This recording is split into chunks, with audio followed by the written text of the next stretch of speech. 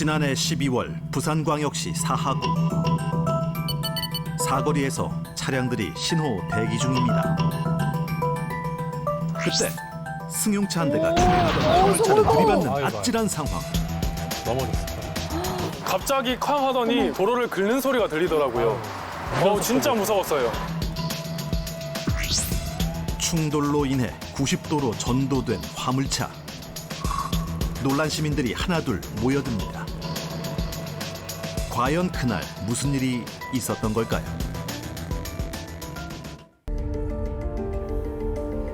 과연 그날 사거리에서 무슨 일이 있었던 걸까요? 안녕하세요. 오늘의 영웅입니다. 그때 당시 사고 난 부분이 여기 횡단보도 있는 이쪽에서 사고가 났었습니다.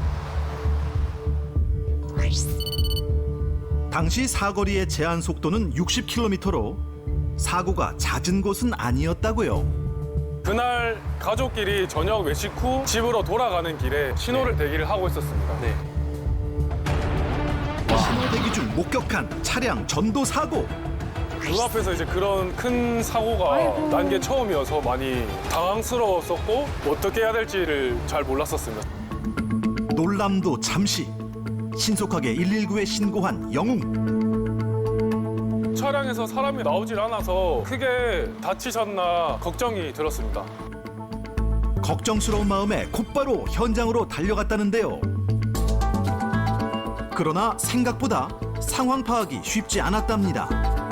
운전석 쪽으로 넘어졌. 외부에서는 상태를 확인을 할 수가 없기 때문에 차량 바퀴를 밟고 위로 올라가서 조수석 문을 열어서 운전자를 확인을 했습니다. 기사님은 상태가 좀 어때 보였어요? 일단 안전벨트 잘 매고 계셨었고요. 자세가 많이 불편해 보이는데 외상은 크게 보이지 않았습니다. 화물차 위에서 홀로 운전자를 구조하던 영웅. 그 모습을 본 시민들이 다가와 힘을 보탰다는데요. 그 덕에 큰 부상 없이 구조된 화물차 운전자. 제가 기사님을 구조하는 상황에서도 가해 차량 차주는 보이지도 않았고 꽤 시간이 지났는데도 차량에서 나오지도 않더라고요. 아니 어떻게 나왔던 거예요? 사고를 낸 가해 차량에 곧장 다가갔다는 화물차 운전자. 그렇게 조수석 문을 열고 확인해 보니 가해 차량 차주는 안전벨트도 안 풀고 앉아서 휴대폰을 보고 있더라고요. 세상에. 어머나. 바로 나와서 사고 후 확인해야죠. 당황한 가해 차주는 경찰이 현장에 도착하고 나서야 하차했다는데요.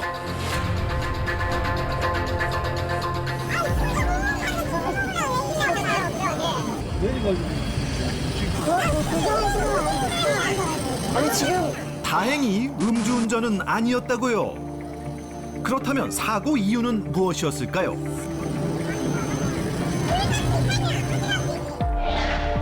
그래서 다시 살펴봤는데요.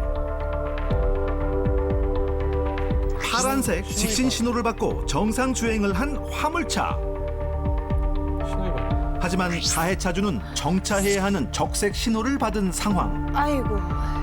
사고의 원인은 전방 주시 태만으로 인한 신호 위반 사고였는데요. 게다가 속도가 12대 중과실에 해당하는 신호 위반으로 인적 피해를 발생시켰기 때문에 형사처벌을 피하긴 어려운 상황이라고요. 그때 당시에 무섭거나 그러진 않았어요? 사고 목격하고? 진짜 무서웠어요. 차량 통행이 많은 도로이고 밤이기도 해서 2차 사고를 걱정을 했는데 그래도 사람을 먼저 구조해야겠다는 생각이 들어서 몸이 바로 움직였던 것 같아요. 구조 관련된 일 같은 걸 하시는 분이에요? 아니요, 그런 일은 하진 않고 물리치료사로 일하고 있습니다. 큰 사고 없이 잘 마무리가 되어서 뿌듯했습니다. 비슷한 일은 또 있었습니다. 전봇대를 들이받고 순식간에 전도되는 차량 한 대. 이 모습을 보고 하나둘 다가오는 시민들.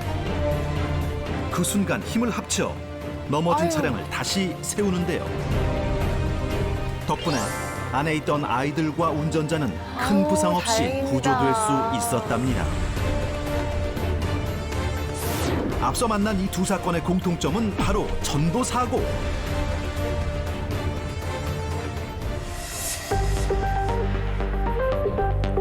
차량이 90도로 넘어진 상태를 차량 전도라고 표현하고 90도면 전도. 그림과 같이 180도로 완전히 뒤집힌 경우를 전복 사고라고 말하는데요. 둘 다 너무 위험하죠. 그중 빈번히 발생하는 전도 사고. 많이 일어나. 하지만 주변에 도와줄 사람이 없다면 어떻게 해야 할까요? 탈출하기가 너무 어려울 것 같아요. 전문가를 만나봤습니다. 안녕하세요.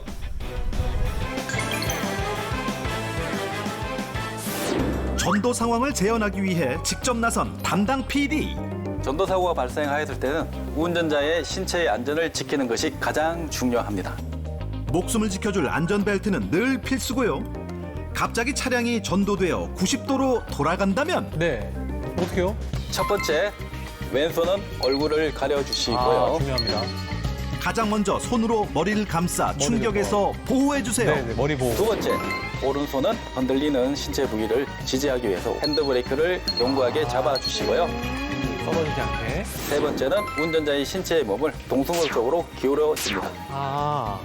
전도 반대 방향으로 몸을 기울여 큰 부상을 방지해야 하는데 만약 이미 전도된 상황이라면 어떻게 해야 할까요? 빠져나오기 쉽지 않잖아요. 무엇보다도 119 신고가 우선이지만 신고가 어려운 상황에서는 탈출이 급선무. 먼저 움직일 수 있는 상황인지 주변을 살핀 다음 안전벨트를 풀어줍니다. 그리곤 조수석 문을 열고 탈출하면 문이 되는데요. 안 열릴 것 같은데. 이때 차량이 흔들릴 수 있으니 주의가 필요합니다. 어렵네요. 그런데 만일 문이 열리지 안 열리면 않는다면 창문이 열리는지 확인해야 하는데 창문도 열리지 않는 상황이라면 유리창을 깨는 게 제일 빠릅니다. 깨고 나면. 이때 차량용 휴대용 망치가 있으면 가장 좋은데요. 비교적 저렴한 가격으로 구할 수 있어 소지하면 좋은 차량용 망치로 창 모서리를 가격하면 쉽게 유리를 깰 수 있습니다. 하나 구비해둬야겠네요. 하지만 망치가 없다면 머리 요거. 받침대를 빼서 날카로운 부분으로 모서리를 가격해줘야 하는데요. 여기서 잠깐! 측면보다 전면 유리를 깨는 게 더 낫지 않나요? 그러니까 앞유리창은 이중 접합 유리로 되어 있어서 일반적인 운전자가 타격을 깨지. 가하고 탈출하기에는 시간이 안 지연되는 깨지니까. 부분이 있습니다. 그렇기 때문에 일반 차량들은 측면 창유리를 깨고 탈출하시는 것이 좋겠습니다. 편 조심하시면서. 신속한 대처로 운전자를 구한 영웅! 우리 곁에 진정한 히어로입니다.